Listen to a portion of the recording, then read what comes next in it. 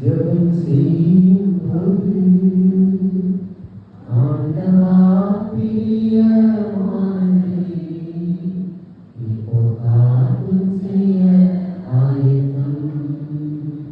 ஆண்டவா பிரியமானே இப்போ காரியம் செய்ய ஆயத்தம்.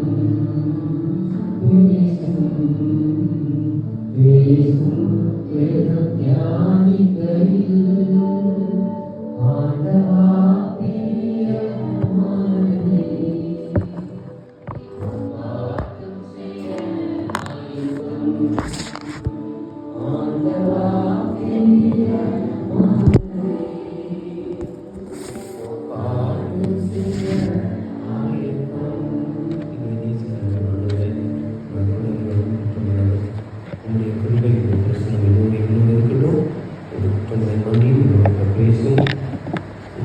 சத்தத்தை கேட்டு இப்படி விதயத்தை எங்கள் ஒருவருக்கும் தான் இயேசு நாமத்தில் எடுக்கிறோம்.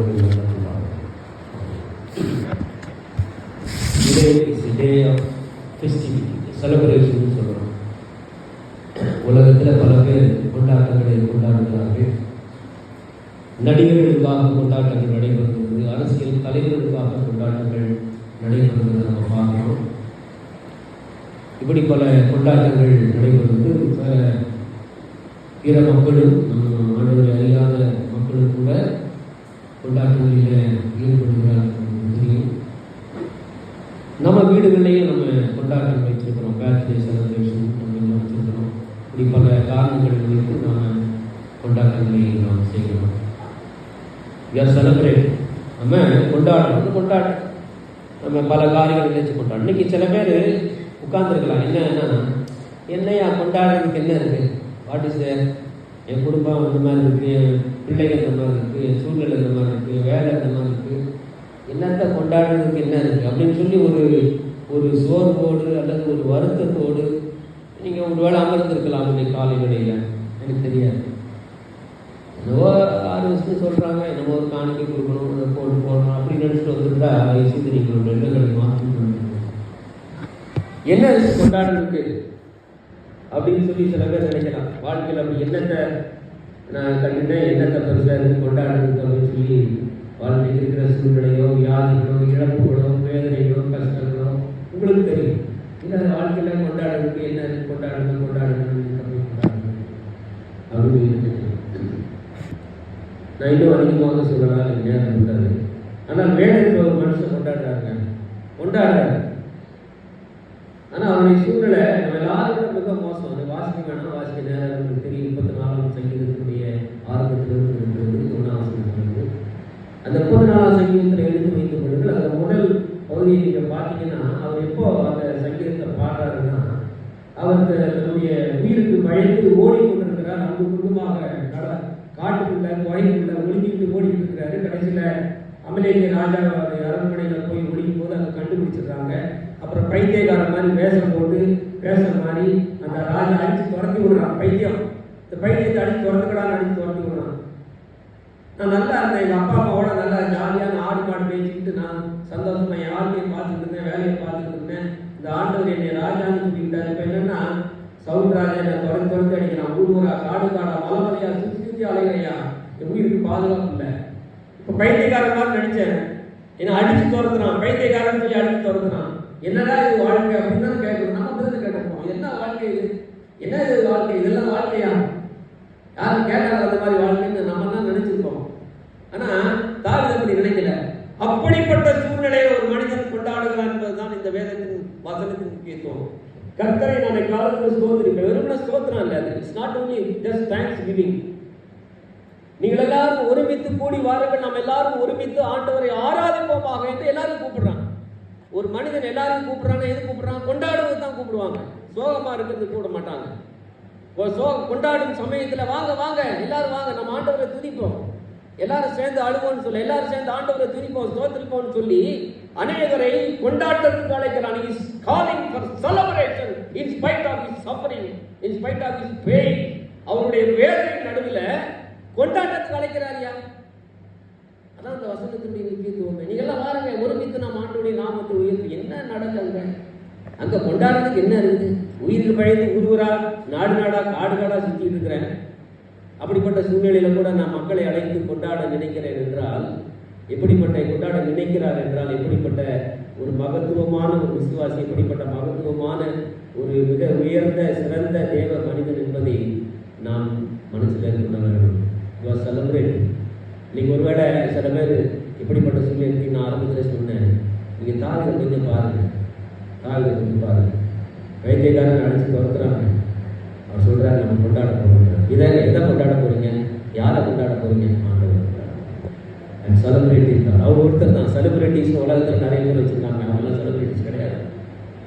பெரிய அரசியல் தலைவராக இருக்கலாம், பெரிய நடிகராக இருக்கலாம், பெரிய தலைவராக அரசியல் தலைவராக, they are not celebrities. அவங்களை கொண்டாடுற பண்டிகை நீங்கள் பார்த்துருக்கீங்களா? விசில் அடிக்கிறது என்ன, ஆரவாரம் என்ன, ஆர்ப்பாட்டம் என்ன, மக்கள் கூட்டம் என்ன, லட்சோப லட்சம் மக்கள் கொண்டாடுகிறார்களே. சாதாரண ஒரு மனிதனை, நடிகரை கொண்டாடுகிறார்கள். அந்த நடிகரை பார்த்தால் போதும் என்று அலைமோதி போய் செத்து போகிறார்களே. அப்படிப்பட்ட மக்கள் வாழும் தேசத்திலே நம் ஆண்டவர் தம் ஜீவனையே கொடுத்து நம்மை நேசிக்கிற ஒரு ஆண்டவரை நாம் கொண்டாடுவதற்கு எவ்வளவு சந்தோஷமாய், எவ்வளவு மகிழ்ச்சியாய் நம் ஆண்டவருடைய சமூகத்தில் முன்வர வேண்டும் என்பதை யோசித்து பாருங்கள். எவ்வளவு மகிழ்ச்சியோடு நம் ஆண்டவரை நாம் கொண்டாட வேண்டும். மற்றவங்கெல்லாம் உலகத்தில் கொண்டாடுறாங்க, அவங்க கொண்டாட்டத்தில் அர்த்தமே கிடையாது, ஆனாலும் கொண்டாடுறாங்க. அது உண்மையான அன்புள்ள ஒரு மனிதன் அல்ல, மனிதர்கள் அல்ல, சில உண்மையான தெய்வங்களும் அல்ல. ஆனால் அவர்கள் எவ்வளவோ நம்மை விட தீவிரமாய் கொண்டாடுவதை நாம் பார்க்கிறோம். நம்மை விட தீவிரமாய் கொண்டாடுவதை பார்க்கிறோம். நாம் இன்றைக்கு எப்படி நாம் கொண்டாடணும்? அவங்களுடைய சிறப்பை இன்னைக்கு நாட்டுடைய சமூகத்தில் நினைக்கிறேன். காலையில் நீங்கள் என்ன காணி கொடுக்க போறீங்க, என்னென்ன பண்ண போறீங்கன்னு தெரியாது. அதெல்லாம் நான் சொல்லலை. அதுவும் இந்த ஃபெஸ்டிவ் கொண்டாட்டமான சூழ்நிலை இருக்கிறீங்களா? என்னமோ போயா, என்ன வாழ்க்கை, என்ன கருத்து கொண்டாடுறதுக்கு என்ன அப்படின்னு சொல்லி இருக்கிறீங்களா? ரைஸ் அப்படின்னா நீங்கள் தாழ்வை பார்த்து கற்றுக்கொள்ளுங்கள். Are you in the festive mood? Are you in the dull mood? ஆண்டவை பார்த்து கற்றுங்கள், தாழ்வை பார்த்து கற்றுக்கொள்ளுங்கள். அப்படிப்பட்ட சூழ்நிலையில் கொண்டாடுறதுக்கு சுருக்கமாக சொல்கிற 3 காரணங்கள் அவர் சொல்கிறார். என்ன காரணங்கள்லாம் சொல்கிறாரு? ஏதாவது கூடி கொண்டாடணும் அப்படின்னு சொல்கிறார். என்ன காரணங்கள்லாம் சொல்கிறாருன்னா, தேவன் என் ஜெபத்தை கேட்டார். 14 சங்கீதத்தில் நீங்கள் 4, 5 வசனங்கள்லாம் வாசித்தீங்கன்னா தெரியும். அங்கே என்ன போட்டிருக்குன்னா, என் ஜெபத்தை கேட்டால் எனக்கு இனிமே பயம் இல்லை. அப்புறம் தொடர்ந்து அவர் என்ன சொல்கிறாருன்னா, ஏழை நான் கூப்பிட்டேன், இந்த ஏழை கூப்பிட்டான், கர்த்தர் கேட்டு அவருடைய எல்லா தீர்த்து விலகிட்டார், அவருக்கு வீட்டார். அவர் இன்னும் பிரச்சனையில தான் இருக்காரு. இன்னும் அவர் ஓடிட்டு தான் இருக்காரு, உயிருக்கு பயந்து தான் வாழ்ந்துட்டு இருக்காரு. இன்னும் அவருக்கு பிரச்சனை தீரல, இன்னும் ஒரு பிரச்சனை தீரல. அவருக்கு உடனே எல்லாம் தீர்ந்து போல. ஆனாலும் அவர் விசுவாச அறிக்கை சொல்றாரு, God listen to my prayer. தேவனுடைய ஜெபத்தை கேட்டாரியா, அவ்வளவுதான், முடிஞ்சு போச்சு. நீ கவலை இல்லை, கஷ்டம் இல்லை, பிரச்சனை இல்லை. நம்ம சொல்றோம் அப்படி, God has listen to my prayer. தேவன் என்னுடைய ஜெபத்தை கேட்டு விட்டார் என்று நாம் இனி சொல்லுகிறோமா?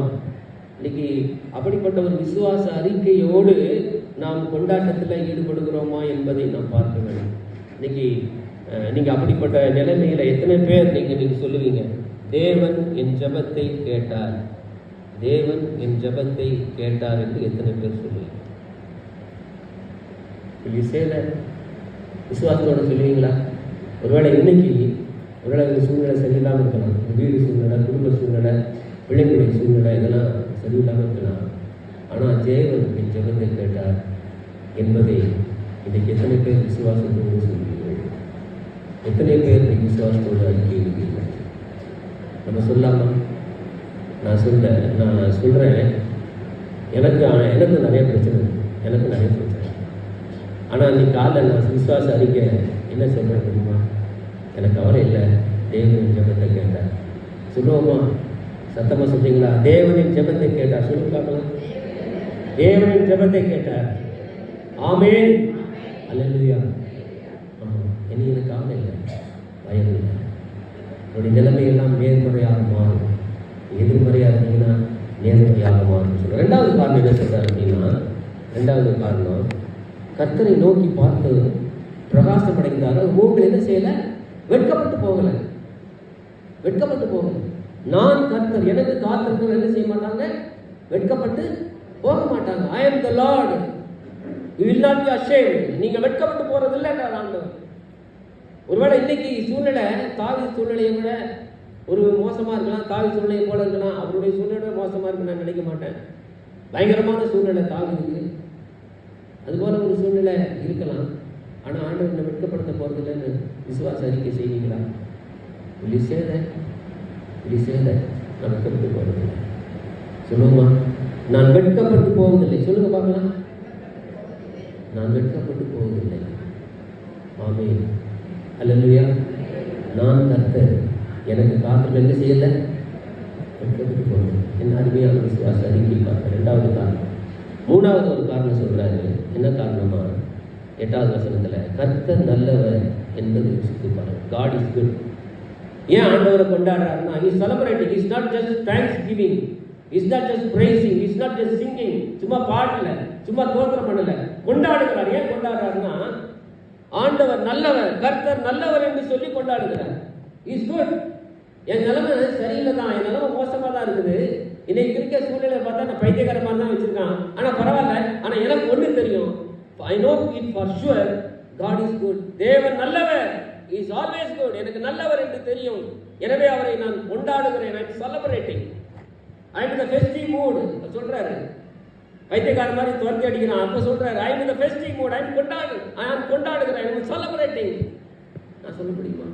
கர்த்தர் நல்லவர், எல்லா சமயத்திலும் நல்லவர். God is so good. God is so good. அதுக்காக தான் நம்ம ஆண்டவருடைய சமூகத்தில் வந்திருக்கோம். ஆண்டவருடைய சமூகத்தில் வந்திருக்கோம். அவருக்கு நன்றி செலுத்த வந்திருக்கோம். அவருக்கு காணிக்கை கொடுக்க வந்திருக்கோம். ஐக்கியமாக சேர்ந்து நம்ம எல்லாரும் சேர்ந்து ஒருத்தரை பார்த்து சந்தோஷப்பட வந்திருக்கோம். சும்மா ஏதோ காணிக்கை கொடுக்க போகிறோம், ஸ்டாலில் போய் சாப்பிட போகிறோம் அப்படின்லாம் நினைக்காதீங்க. We have come here to celebrate. We have come here to express. நாம் நம்முடைய ஆண்டவர் நல்லவர் என்பதை விசுவாச அறிக்கையை நாம் ஆண்டவரை துதிக்கிறது மூலமாக, ஆண்டவரை ஸ்தோத்திரிக்கிறது மூலமாக, ஆண்டவருக்கு உதாரணத்துவமான நம்முடைய காணிக்கைகளை கொடுக்கறது மூலமாக சொல்கிறோம். அவர் நல்லவர் இல்லைன்னா நீங்கள் துதிக்கவே வேணாம், நம்ம அவர் காணிக்கை கொடுக்க வேணாம். அது உங்களை பொறுத்து, நம்ம பொறுத்து. If you say that he is not good, no need to do offering, no need to praise him, no need to join in any celebration with God's people. அவர் நல்லவர் இல்லை அப்படின்னு நினைச்சீங்கன்னா நம்ம இதெல்லாம் எதுவுமே செய்ய வேண்டிய அவசியம் இல்லை. நீங்கள் நல்லவர் நினைச்சா மட்டும்தான் நம்ம செய்யலாம். நம்ம வாழ்க்கையில் நல்லவர் தான். இன்னைக்கு ஒரு நாள் சூழ்நிலை சரியில்லைனா கூட நல்லவர் தான். இந்த சமயங்களில் நம்ம வியாதிப்பட்ட நேரங்கள் அவர் எவ்வளோ நல்லவராக நம்ம சுகப்படுத்தி கலப்படுத்தி இருக்கிறார். யோசிச்சு பார்த்துருக்கோமா? எத்தனையோ டாக்டர்ஸ் எல்லாம் எவ்வளோ பணம் பறிச்சுட்டு கூட நமக்கு சுகம் கொடுக்கல. அநேக சமயத்தில் எவ்வளோ ஆயிரமா செலவழிச்சு கூட நமக்கு சுகமாகல. ஆனால் அவங்களுக்கு 1000 கொடுத்தோம், சுகமாகல. ஆண்டவருக்கு கிள்ளி தான் கொடுத்தோம் கொஞ்சம் கொஞ்சமாக. அவர் எவ்வளோ நல்லவர், எவ்வளோ சுகம் கொடுத்துருக்காரு நினைச்சு பார்க்கறதில்ல. நம்ம உலகத்தில் எத்தனையோ பேர் நம்ம நேசிக்கல, ஆனால் அவங்களுக்காக நம்ம வாழ்க்கையே ஒப்பு கொடுத்தோம், அர்ப்பணித்தோம், ஓடணும், ஓடா தேடி போனோம். ஆனால் ஆண்டவருக்காக உடைக்கிறதுக்கு, ஜெபிக்கிறதுக்கு நம்ம ரொம்ப கஷ்டப்படுறோம். அவர் எவ்வளோ நல்லவர் நம்ம தெரியாமல் இருக்கிறோம். பிரியமானவர்களே, அவர் எவ்வளோ நல்லவர் தெரியுமா? அவருக்கு நம்ம செய்கிற ஊழியமும், அவருக்கு நம்ம செய்கிற எல்லா ஊழியமும், எந்த காணிக்கையும் கொடுக்குறது எதுவும் நம்ம செய்கிறதும் இல்லை. ஈசோ நம்ம நல்லவர். நானும் கெட்டவர் தான், நான் கெட்டவர் தான், ஆனால் அவர் நல்லவர். அதனால தான் அவர் நல்லவராக இருக்கிறதுனால தான் நான் கெட்டவனாக என்ன அவருடைய சமூகத்தில் வந்திருக்க முடியல. என்னை மன்னிச்சு, என்னை ஏற்றுக்கொண்டு, அவருடைய பிள்ளையாக்கி, என்னை பராமரித்து, பாதுகாத்து, கண்ணீரை தொடச்சி, கவலையை நீக்கி, என் வியாதிகளை சுகமாக்கி, பலன் கொடுத்து, என்னை ஆற்றி தேற்றி, கண்ணீரை துடைத்து, தோளில் தூக்கி சுமந்து, ஒரு தகப்பனை போல, ஒரு தாயை போல தன்னுடைய தோளில் தூக்கி சுமந்து என்னை வழிநடத்துகிறாரே. 14 வயசுலேருந்து அவரை எனக்கு தெரியும். நான் சில சமயத்தில் கெட்டவனாக இருந்திருக்கேன், அவர் ஒரு நாள் கெட்டவனாக இல்லை. இஸ் ஆல்வேஸ் நல்லவனாக இருக்காங்க. அதை உணர்ந்தாங்க. சிற்பமா யோசேப்பு, இந்த யோசேப்பு ஆதியாகமம் 20 சொல்கிறாரு, நீங்கள்லாம் எனக்கு தீமை செய்ய நினச்சிங்க, ஆண்டவர் நன்மை தான் செய்ய நினச்சார். அவர் எப்போதுமே அந்த கஷ்டத்தில் கூட, ஜெயிலில் இருந்தபோது கூட, போத்திபார் வீட்டில் கஷ்டப்பட்ட போது கூட, அடிமையாக இருந்த போது கூட, அவர் உள்ளத்தின் ஆழத்தில் என்ன நினைச்சார் தெரியுமா? God is good. ஏதோ நல்லதான் எனக்கு செஞ்சுட்டு இருக்காருப்பா, நான் கவலைப்படல, சகித்து கொண்டார், நன்மை செய்கிறார் ஆண்டவர், எனக்கு நல்லது செஞ்சுட்டு தான் இருக்கார் அவர் ஆண்டவர் அப்படின்னு சொல்லி ஒரு நம்பிக்கையில, விசுவாசத்துல தான் எல்லாத்தையும் சகித்து கொண்டு வந்தார். அவர் கம்ப்ளைண்ட் பண்ணவே இல்லை. அவர் மேல குற்றச்சாட்டப்பட்ட போது, அவரை தூக்கி குழியில போட்ட போது, என்னடா இது வாழ்க்கை, அப்படின்னு சொல்லி நம்மளை மாதிரி சோர்ந்து போய் அப்படின்னு நொந்து போய் உட்கார்ல. ஆண்டவர் ஏதோ நன்மை பிளான் பண்ணியிருக்கார், நல்லதுதான் முடியும் அப்படின்னு சகித்து கொண்டு பொறுமையோடு, நீடிய பொறுமையோடு சகித்து கொண்டார். ஆண்டவருடைய பிள்ளையாக தன்னை சாதித்து காட்டினார். அவர் என்ன சொல்றாருன்னா, கர்த்தர் நல்லவர், இஸ் ஆல்வேஸ் குட். நீங்க தீமை செய்ய நினைச்சீங்க, ஆனால் ஆண்டவர் நன்மை தான் செய்ய நினைச்சிட்டாரு, இஸ் ஆல்வேஸ் குட் அப்படின்னு சொல்லி அவர் நினைச்சார். எனவே தான் இன்னைக்கு ஆண்டவருக்கு நன்றி செலுத்துகிறோம், அவர் கொண்டாடுறோம். நாமெல்லாம் ஏற்கனவே சொன்னது போல எப்படிப்பட்ட சூழ்நிலை கொண்டு இல்லை. அமெரிக்க ஐக்கிய நாடுகளில் இலியனார்னு ஒரு அருமையான ஒரு சிறுமி கால்கள் முடங்கி போயிடுச்சு, அந்த சூம்பி போயிடுச்சு, போலியோ அட்டாக் ஆகி சூம்பி போயிடுச்சு. முடமாக்கி போன வாழ்க்கை திரும்பி அந்த காலை என்னதான் முயற்சி பண்ணாலும் அதை சரி பண்ண முடியல. முடமாகி போன நிலையில் 2 காலம் நடக்க முடியாத நிலைமையில் அந்த வீட்டில் அவங்க இருந்தாங்க. அந்த மற்றவங்கெல்லாம் ஓடி விளையாடும் போது அந்த இலியனார் என்ற அந்த சிறுமி ஒரு ஏக்கத்தோடு பார்ப்பாங்க பிள்ளைங்களெல்லாம். ஏன்னா சின்ன வயசுலேருந்தே முடமாகி போய் பருகாமல் வாழ்கிற வாழ்க்கை. அப்படிப்பட்ட அந்த சிறுமியை ஆண்டவர் 12 வயசு இருக்கும்போது ஆண்டவருக்கு அவரை அழைத்தார். அந்த பிள்ளைய அப்படி கொஞ்சம் கொஞ்சம் வளர்ந்து வரும்போது ஆண்டவர் ஊழியத்தை கிடைச்சார். ஆனால் அந்த அம்மா சொன்னாங்க, அப்போ நான் 2 காலம் நடக்க முடியாது நொண்டி, நான் என்ன தப்பு ஊழிய செய்யணும் இல்லை, ஆண்டவர் நான் அழைக்கிறேன்னாங்க. ஆச்சரியமாக இருந்துச்சு. மிஷன் போர்டுக்கு அப்ளை பண்ணாங்க. அவங்க அழைப்பை ஏற்றுக்கொள்ள மிஷன் போர்டு சொல்லிச்சு, நொண்டி என்ன செய்ய முடியும், நொண்டியை வச்சு நாங்கள் என்ன ஊழியத்தில் பயன்படுத்த முடியும், வேண்டாம், நீ உனக்கு முதல்ல உடம்பு சரியில்லைம்மா, நீ நொண்டியாக இருக்க, நீ எல்லாம் ஊழியம் செய்ய முடியாது, மிஷினரியாக வர முடியாதுன்னு மிஷன் போர்டு சொல்லிடுச்சு. அப்புறம் அந்த அம்மா அழுதாங்க, ஆண்டவர் நீ அழைக்கிறீங்கன்னு சொன்னீங்க, ஆனால் மிஷன் போர்டு என்னை ஏற்றவில்லை. அப்புறம் ஒரு மிஷன் போர்டு ஏற்றுச்சு. இந்தோனேஷியாவுக்கு போனாங்க, நொண்டி உடம்பா இந்தோனேஷியாவுக்கு போனாங்க, நடந்த சம்பவம். அப்புறம் அங்கே போய் நான் சுருக்கமாக சொல்கிறேன், ஊழியம் செய்தாங்க. அவங்கள அநேகர் ஆண்டவருக்குள்ள கொண்டு வந்தாங்க. நான் சுருக்கமாக சொல்கிறேன், ஏன் எப்படி வந்தாங்க தெரியுமா? அந்த கூட்டத்தினுடைய இந்தோனேஷியாவில் காட்டு பகுதியில் இருக்க ஒரு தலைவன் சொல்கிறான், என்ன சொல்கிறான் அப்படின்னா, கால் 2 முடமாகி போன நிலையில் இருக்கிற அந்த அம்மா ஏதோ ஒரு கர்த்தரை பற்றி, அவர் நல்லவர் என்றும் வல்லவர் என்றும் பாவங்களை மன்னிக்கிறவர் என்றும் உங்களுக்கு உதவி செய்கிறவர் என்று சொல்வாங்கன்னு சொன்னா அது ஆச்சரியமான விஷயம். இந்த அம்மாவுக்கு 2 காலம் நடக்க முடியல, அவங்க ஏதோ நல்ல ஆண்டவரை பற்றி சொல்லுகிறார்களே என்று சொல்லி அவங்க கேட்டு அவனுக்கு ஆச்சரியமா இருந்ததுனால தான் கேட்டான். அப்புறம் மனம் திரும்பினா நிறைய பேர் மனம் திரும்பினாங்க. ஒரு முடமாகி போன ஒரு பெண் ஒரு கடவுள் நல்லவர், அந்த கடவுள் என்னை நேசிக்கிறார், உங்களை நேசிக்கிறாருன்னு சொன்னா அதை நம்ம எப்படி கேட்காம இருக்கிறது? நிறைய பேர் கேட்டாங்க, மனம் திரும்பினாங்க, ஆண்டவர் கிரியை செய்தார். அது பின்னாடி என்ன செய்தாங்கன்னா, அந்த அம்மாவை தூக்கிட்டு மூங்கில் கம்புகளால் பல்லக்கு மாதிரி செஞ்சு அந்த அம்மாவை அதில் உட்கார வச்சு, நாங்கள் உங்களால் நடக்க முடியல, நாங்கள் ஊராக தூக்கிட்டு போகிறோம், ஊராக தூக்கிட்டு போகிறோம், கிராமம் தூக்கிட்டு போகிறோம், எங்களுக்கு அதான் தெரியும், உங்களுக்கு ஆண்டவருக்கு சொல்ல தெரியும், எங்களுக்கு உங்களை சுமக்க தெரியும்னு சொல்லி அவங்கள ஒரு பல்லக்கு வச்சு அவங்கள அதில் உட்கார வச்சு கிராமம் கொண்டு போய் அந்த அம்மா சுவிசேஷம் சொல்ல, அந்த அம்மா ஆண்டவருக்கு சொல்ல இவங்க உதவி செய்வாங்க. அந்த படம் இருக்குது, அந்த வீடியோ காட்சிகள் நான் வச்சுருந்தேன். இன்றைக்கி நான் அதை போடலான்னு நினச்சேன், எனக்கு டைம் இல்லை, அதனால் அதை விட்டுட்டேன். அந்த தம்பிகிட்ட கொடுத்துருந்தேன். தம்பி இன்றைக்கி ஸ்டாலில் இருக்கிறாங்க, முடியல, இன்னொரு நாள் பார்க்கலாம். அந்த கடைசி காட்சியை மட்டும் போட முடியுமான்னு பாருங்கள். அது முடமாகி போன ஒரு சகோதரியை கடைசி வந்துருங்க, அந்த காலை அவங்க முடமாகி போன அந்த அம்மாவை தூக்கிட்டு நடக்கிறத நீங்கள் பாருங்கள். அந்த ஆதிவாசிகள் தூக்கிட்டு காடு மலையெல்லாம் நடந்துட்டு போகிறாங்க. எங்களுக்கு தான் இந்த இயேசுவை பற்றி சொல்ல முடியாது, உங்களுக்கு சொல்ல தெரியும் இல்லையா? நாங்கள் செய்யக்கூடிய ஒரே ஒரு விஷயம்தான், நாங்கள் உங்களை சுமந்துட்டு போகிறோம் அப்படின்னு சொல்லி அவங்கள என்ன செய்தாங்க, காடு தான் அந்த அம்மா இல்லைனா பாருங்களேன், அவங்க தான் அந்த 2 காலம் நடக்க முடியல, அவங்க பாருங்கள் 2 காலம் நடக்க முடியாமல் ஸ்டிக் ஓடிட்டு தான் போகிறாங்க. அந்த காட்டுக்குள்ளே அவங்க போகிறாங்க. அந்த ஆதிவாசி அவங்கள அணைச்சிக்கிறாங்க பாருங்கள். அந்த ஆதிவாசி மக்கள் அவளை எவ்வளோ நேசிக்கிறாங்க பாருங்களேன். அதை நேசித்து அவங்க காடுகளுக்குள்ளே அவங்க ஊழியம் செய்ய போகிறாங்க. பாருங்களேன், அவங்கள என்ன பண்ணுறாங்க தெரியுமா? பல்லக்கு மாதிரி செஞ்சு தூக்கிட்டு போகிறாங்க, பார்த்தீங்களா? ஆமாம், பல்லக்கு மாதிரி செஞ்சு அப்படி தூக்கிட்டு அடுத்த கிராமத்துக்கு தூக்கிட்டு போகிறாங்க. ஆண்டவர் பற்றி சொல்லுங்கள் அப்படி போகுமா? இதெல்லாம் நடைபெற்ற ஒரு சம்பவத்தை தான் சொன்னேன், கதை தான் சொன்னேன். ஒரு முடமாகி போன ஒரு சகோதரி முடமாகி போயிற்ற இந்த வாழ்க்கையை அப்படியே விட்டு விடாமல் அவர் அந்த வாழ்க்கையை கொண்டாடினார்கள். இயேசு கிறிஸ்துவுக்கு ஊழியம் செய்து இயேசு கிறிஸ்துவை அறிவித்து அவர்கள் கொண்டாடினார்கள். அவர்கள் மூலமாக அநேக மக்கள் ஆண்டவரை ஏற்றுக்கொண்டு அவர்கள் சென்ற அந்த இந்தோனேசியாவில் அநேக பகுதிகளில் பெரிய கொண்டாட்டமே நடைபெற்றது. அதன் மூலமாக அவர்கள் மூலமாக அநேகர் மனம் திரும்பியதுனாலே லூக்கா 15:10 வாசிக்கிறது போல பரலோகத்தில் பெரிய மகிழ்ச்சி உண்டாயிற்று. அந்த அம்மா மூலமா பரலோகத்திலேயே கொண்டாட்டம் உண்டாச்சு.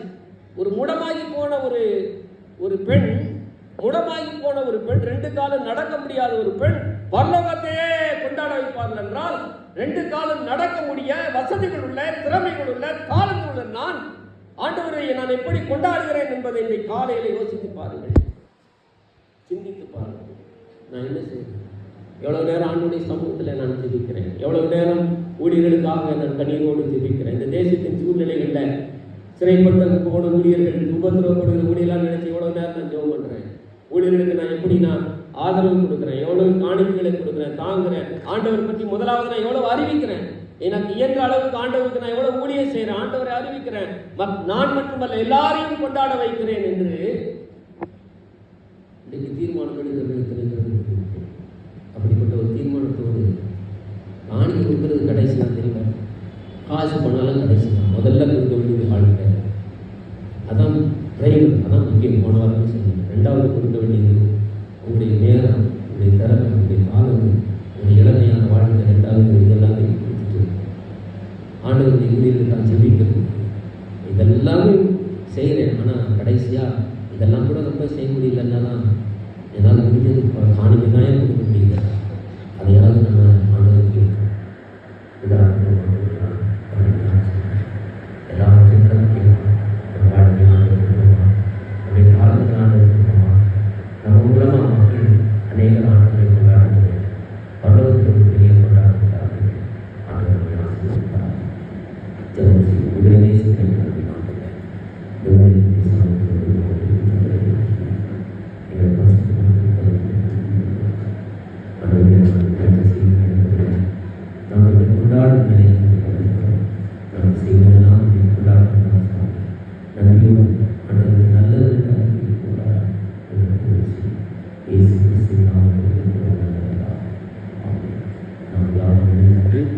இரண்டாவது காணிக்கைக்கு பாடலாகும், இறுதி பாடலாகும்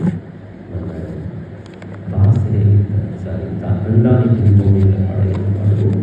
அப்படி கவர் காணிக்கை முதலாவது வழக்கமான காணிக்கையை பையில் போட்டுருங்க. போட்ட பிறகு உங்களுடைய கவர் காணிக்கைகளை முன்னாடி கொடுப்பாங்க. முதலாவது வழக்கமான காணிக்கைகளை நீங்கள் உங்கள் காணிக்கைக்கு வர்றவங்க கொடுத்துட்டு அதுக்கப்புறம் காணிக்கை போட்டவங்கெல்லாம் நீங்கள் உங்கள் வழக்கமான காணிக்கை போட்டவங்கெல்லாம் முன்னாடி இந்த உடையில் உங்கள் காணிக்கை கவர் காணிக்கைகளை உங்களால் இருந்தது குறைந்தபட்சம் ஒரு நாள் வரணும் அப்படின்னு நினைக்கிறீங்களா? நீ தந்தானை குடிப்போமே சபையாக கவி பாடி பாடி தந்தானை குடிப்போமே என் பாடி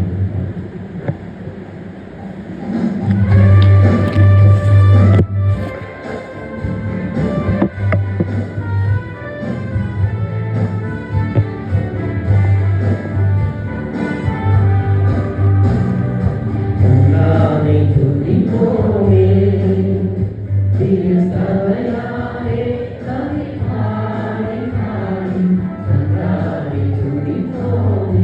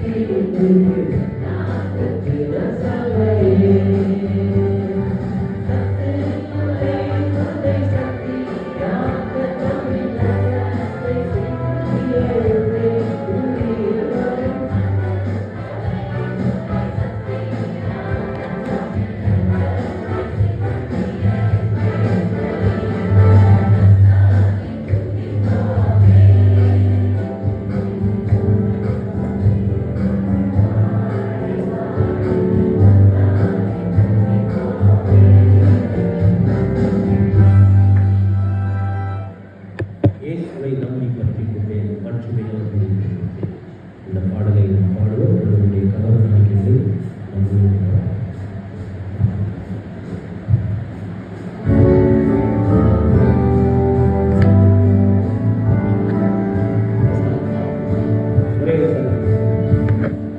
இயேசுவை நம்பி பற்றிக் கொண்டேன், மாட்சிமையான மீட்பை பெற்றேன். தேவகுமாரன்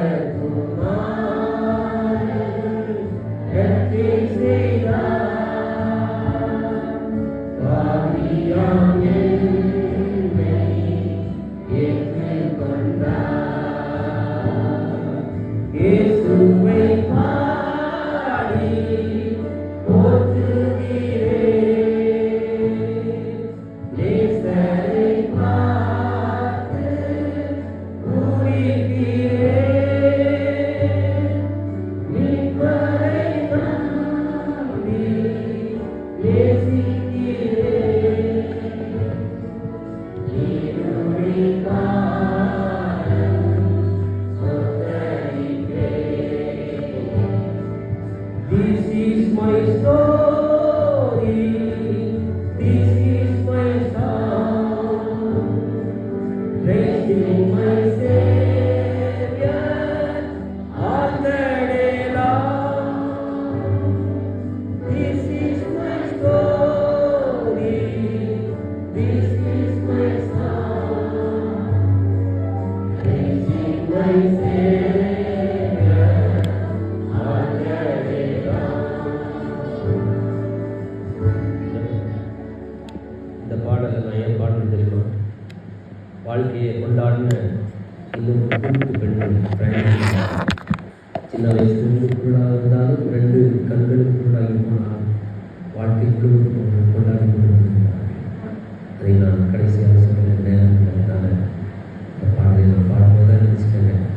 it's a song of a blind lady celebrating the love of God.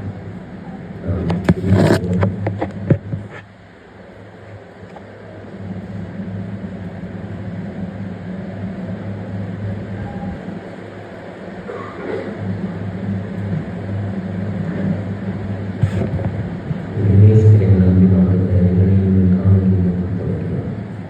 நாங்கள் குறைந்தவர்கள் குற்றமுள்ளவர்கள், ஆனால் எங்களையும் நீங்கள் காணொலியை முடிக்கிறார்கள். ஆண்டவரே, நாங்கள் கேட்டது போல நாங்கள் உண்மையான ஒரு கொண்டாட்ட ஆண்டவரை நிலைமையில் என் ஆண்டவர் நல்லவர் என்று அறிக்கையிட்டு என் ஜெபத்தை கேட்டார் என்று அறிக்கையிட்டு நான் வெட்கப்பட்டு போவதில்லை என்று அறிக்கையிட்டு ஆண்டவரே நாங்கள் சமீபம் அப்படி என் ஆண்டவரை என்னை நடத்துவார், என்னை வழி நடத்துவார். நான் இதை எதற்கும் கவலைப்பட்ட பயப்படல, அவர் என்னோடு இருக்கிறார் என்று நம்பிக்கையோடு கொண்டாடி கொண்டிருக்கிற ஒருவரையும் ஆசிரியரையும் ஒருவரையும் என்னை கருத்து ஒருவரும் பணிகள் படித்த ஒருவரையும் அவருடைய ஆண்டவரை ஈகைப்படி ஆண்டவரே ஆசிரியரையும் தேவையை சந்தியும் பொறுப்பு இந்த கிருபை தொடர்ந்து இந்த நாளில் நடக்கிற எல்லாமே